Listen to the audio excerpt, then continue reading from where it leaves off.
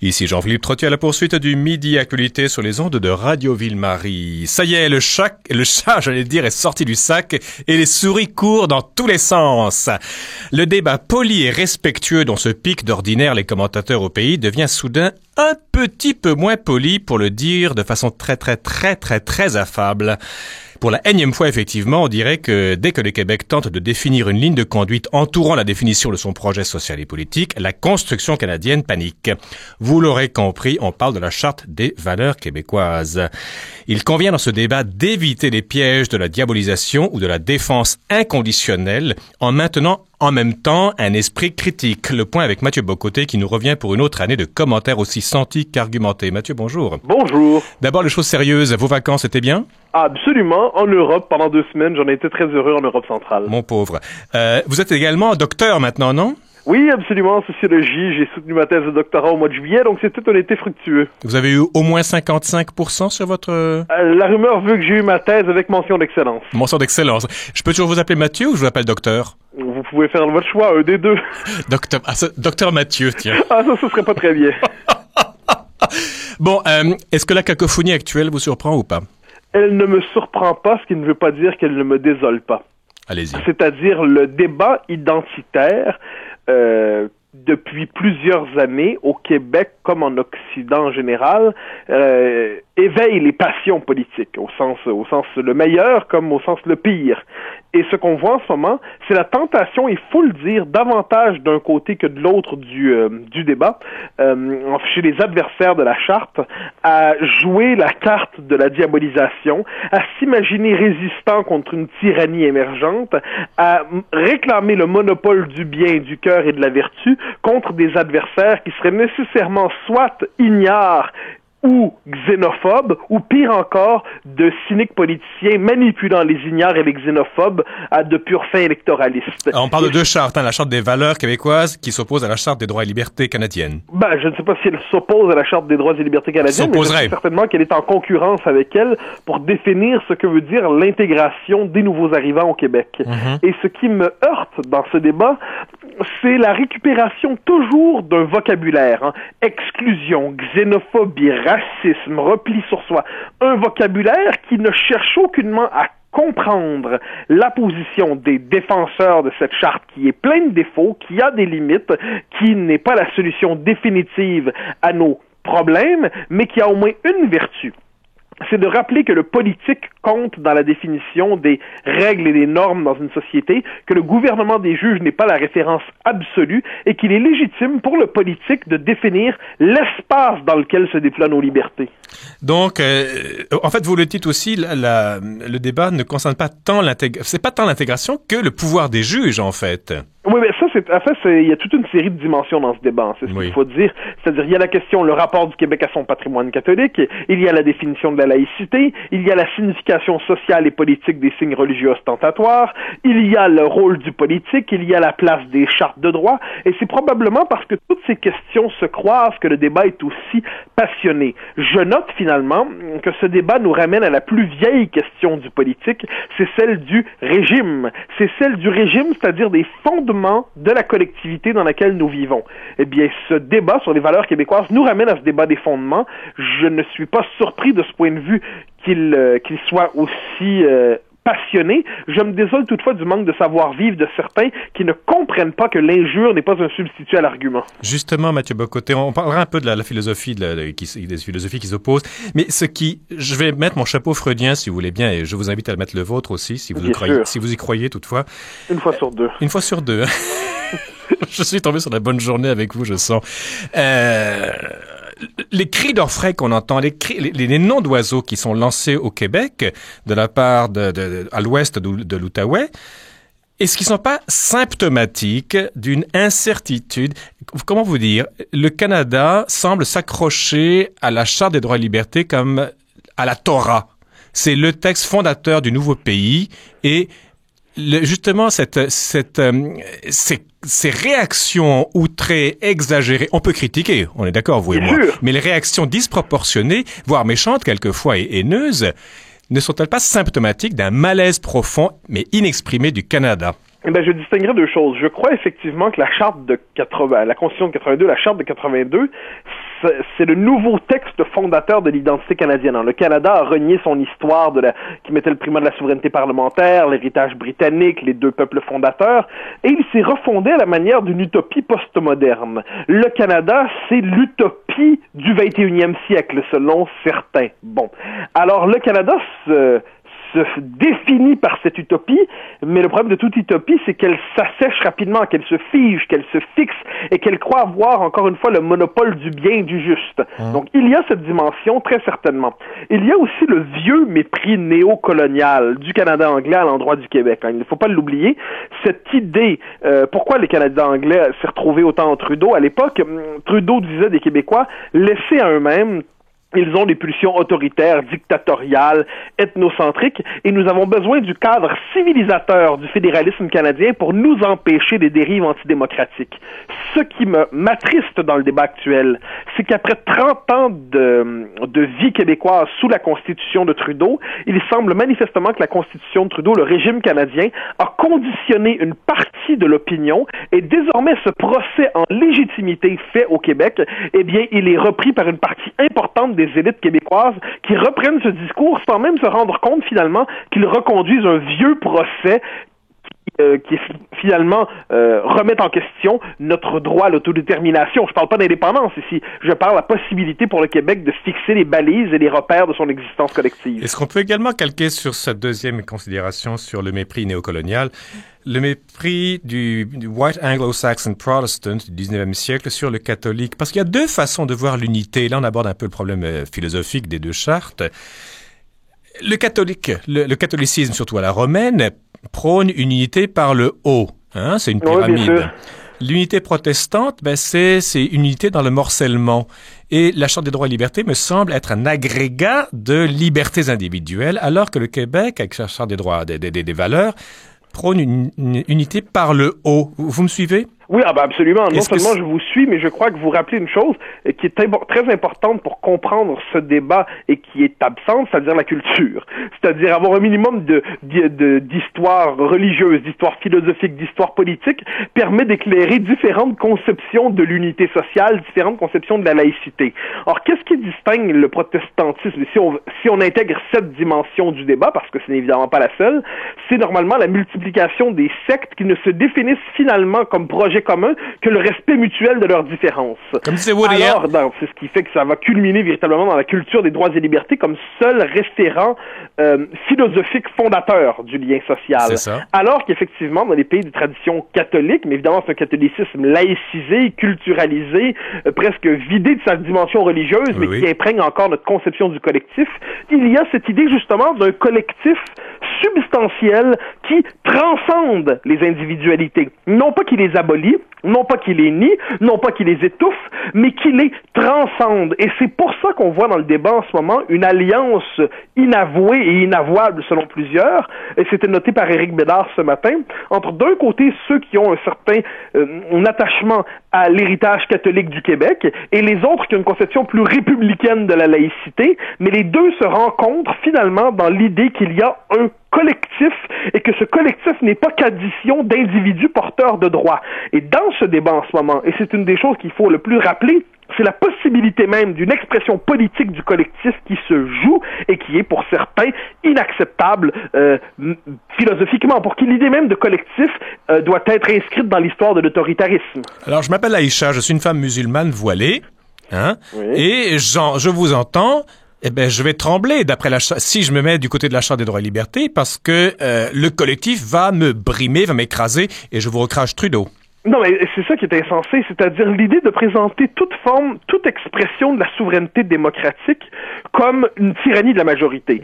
Notez, c'est assez incroyable à quel point le vocabulaire politique contemporain est corrompu. La souveraineté populaire est toujours présentée comme une tyrannie de la majorité. De la même manière, le gouvernement des juges est présenté comme l'expression de la règle de droit. De la même manière, on présente toute forme de culture substantielle comme une tentation d'exclusion. Alors, ce vocabulaire, en tant que tel, nous empêche de penser. pour ce qui est de l'exemple donné, la question n'est pas de savoir, et c'est ça, c'est la grande aberration du débat en ce moment, si les gens ont le droit à leurs convictions religieuses. Évidemment qu'ils ont le droit à leurs convictions religieuses. Le Québec est une société libérale qui respecte la diversité des croyances. La question en ce moment, c'est de savoir si dans l'espace public, et plus exactement dans les services publics, il est possible néanmoins d'établir une certaine norme qui indique un idéal d'intégration. Eh bien, même ça, pour certains, c'est trop. Et ça nous rappelle une chose, s'il en est une, et c'est à quel point la liberté de religion, qui est un concept fondamental, est quelquefois instrumentalisée dans le débat actuel pour tout simplement fonder une conception multiculturaliste de la démocratie. Est-ce qu'une partie du malaise, c'est un mot bien diplomatique que j'emploie Mathieu Bock-Côté, est-ce qu'une partie de ce malaise, de ces explosions plutôt verbales et tout ça, n'est pas liée également à notre rapport à notre passé en tant que Québécois?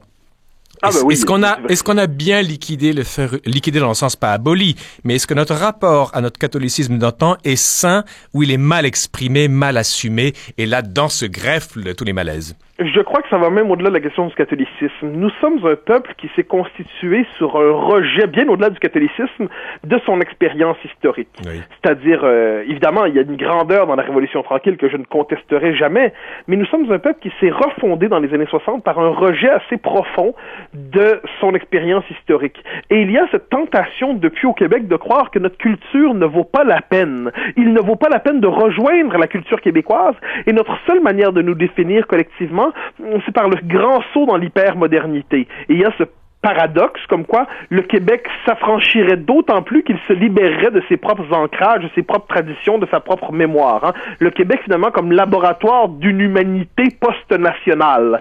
Eh bien, cette vision qui fait en sorte qu'on ne veut définir le Québec que dans le langage des droits, que dans le langage de la fête, que dans le langage des libertés, ce sont des concepts importants, mais on oublie aussi ce qui est spécifiquement québécois.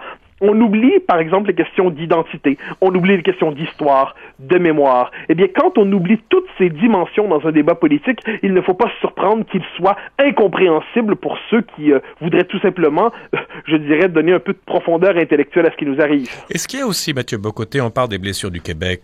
J'ai également fait allusion aux blessures du Canada, beaucoup moins explicitées parce qu'ils sont majoritaires, évidemment. Mais j'ai l'impression qu'il y a entre le Canada anglais et le Québec une course à la vertu. Je m'explique. Ah oui, absolument. C'est-à-dire que on veut avoir notre part du gâteau dans le monde, et c'est bien normal, mais on est issu de l'Angleterre et de la France, et je mets la question autochtone de côté.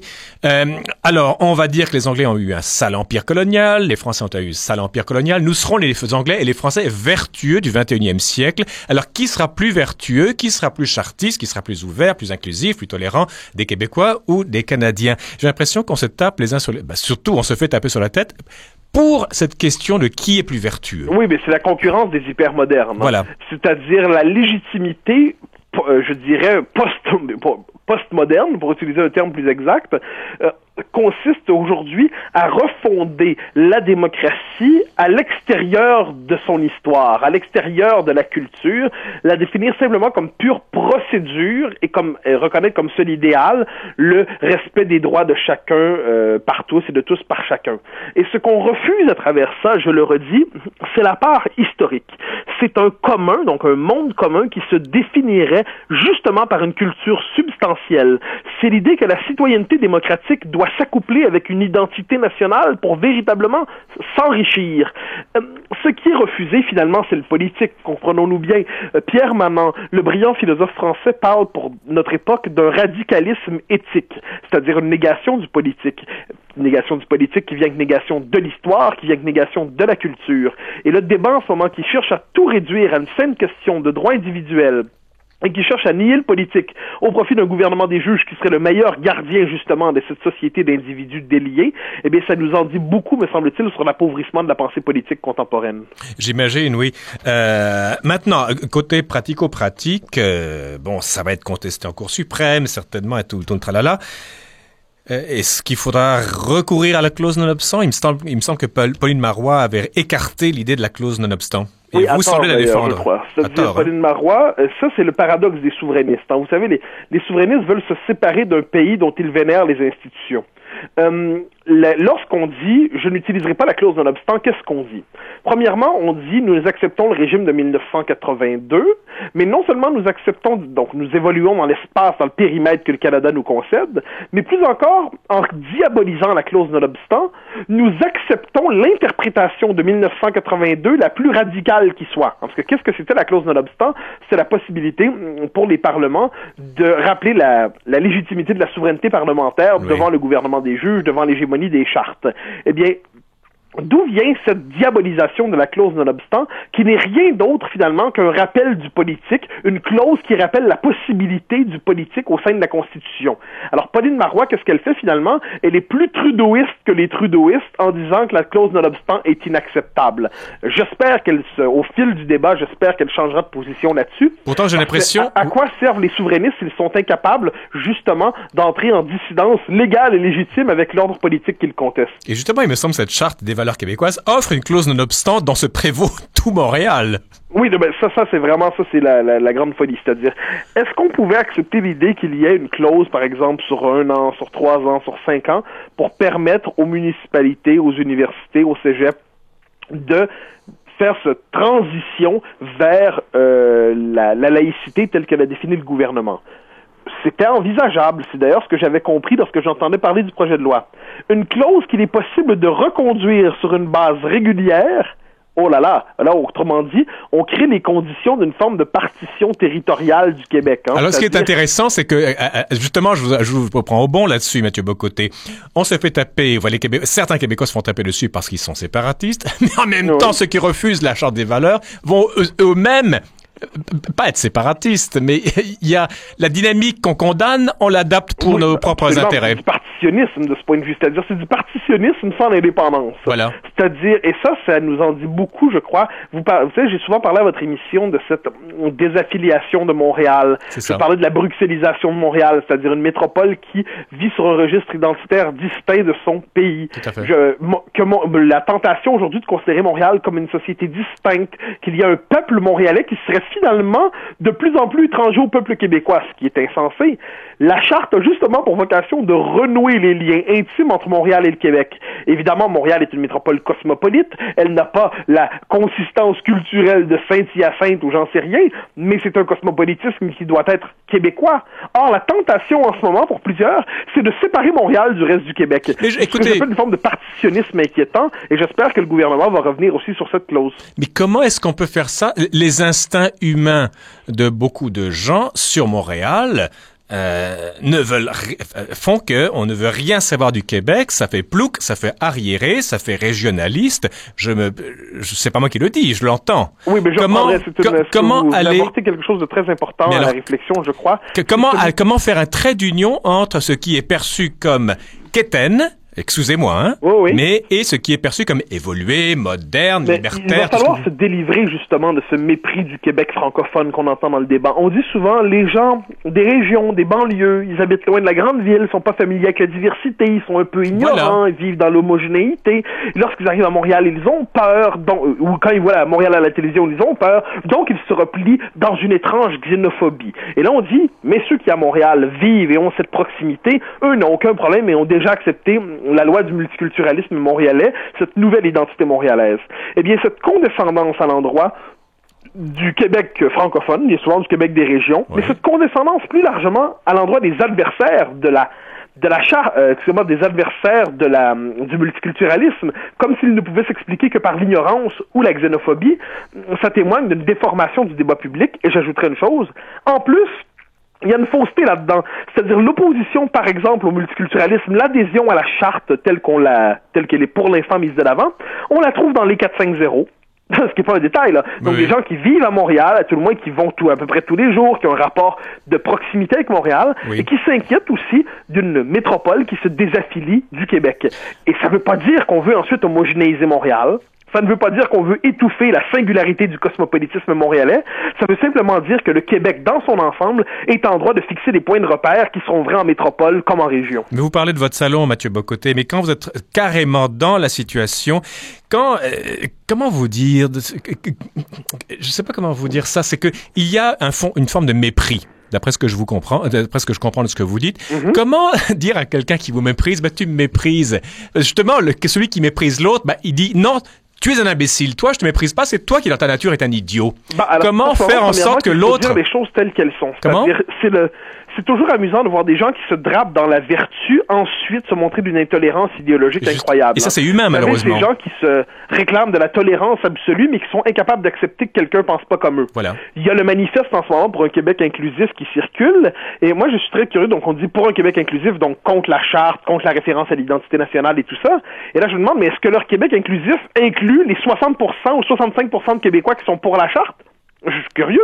Est-ce que leur Québec inclusif inclut tous ceux qui sont en désaccord avec eux? Est-ce que leur Québec inclusif inclut ceux qui ne pensent pas comme eux? Ça m'intéresse beaucoup de savoir ça parce que sinon, l'inclusion ici, c'est un mot falsifié qui sert simplement à dissimuler pour un Québec multiculturaliste et nous n'acceptons pas de débattre avec vous. Mathieu Bocoté, je vous repose la même question. Il nous reste 3 minutes malheureusement.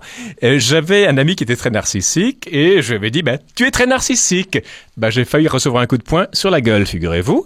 J'ai raconté ça à un autre ami qui a bien ri. Il m'a dit, n'appelle jamais un narcissique un narcissique. Il faut jamais appeler un idiot un idiot. Il faut jamais appeler quelqu'un qui méprise quelqu'un qui méprise.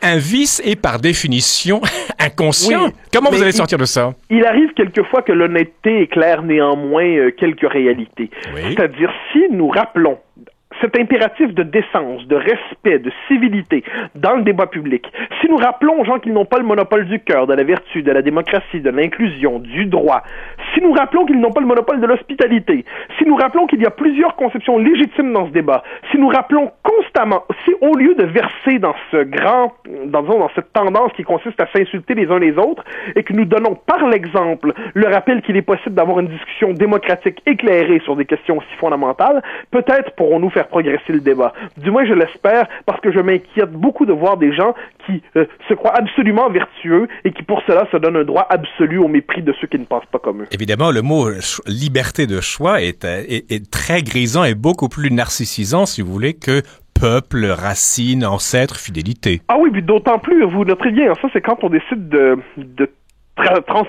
travestir l'histoire. Là, on nous dit, on se bat contre la tyrannie. La tyrannie de la majorité, la dictature, l'homogénéisation, le refus de l'autre. Eh bien, quand on décide de se battre contre ça, d'un coup, on s'anoblit soi-même. D'un coup, on se grandit parce qu'on combat un mal immense. Alors que si on est obligé d'admettre qu'on se bat politiquement contre une conception légitime mais qui n'est pas la nôtre, d'un coup, on est obligé de parler plus sobrement. Mais les gens ne s'excitent pas lorsqu'ils parlent sobrement. Ils ont envie de s'exciter. Il y a un plaisir à mépriser, quelquefois, manifestement, on le constate dans ce débat. Eh bien, me semble-t-il qu'on devrait se passer de ce plaisir. Selon que vous serez puissant ou misérable, les jugements de cour vous rendront blanc ou noir, dit La Fontaine. J'ai souvent l'impression ici qu'il y a des puissants et des misérables. Ah oui, non, mais et les puissants ne sont pas ceux qu'on dit bien souvent. Hein. C'est-à-dire, on s'inquiète beaucoup en ce moment de la stigmatisation des minorités dans le débat public. Oui. C'est évidemment un souci légitime, mais je serais curieux si on s'inquiète aussi de la stigmatisation des partisans de cette charte des valeurs. Est-ce qu'on a le droit, tout simplement, d'être favorable à cette charte sans se faire insulter? J'aimerais bien poser cette question. Mathieu Bocoté, on la posera lors de vos prochaines chroniques. Certainement, le dossier est loin d'être clos. Merci infiniment. Avec grand plaisir, et c'est un plaisir de reprendre cette saison. Merci, docteur Mathieu. Bonne journée. Au revoir. Et voilà donc qui termine le Midi Actualité. Je rappelle que cette émission est retransmise intégralement ce soir à minuit. Merci beaucoup à Daniel Fortin à la mise en onde. Ici Jean-Philippe Trottier qui vous fait un salut bien amical et vous donne rendez-vous demain à midi. Entre-temps, restez à l'antenne de Radio Ville-Marie.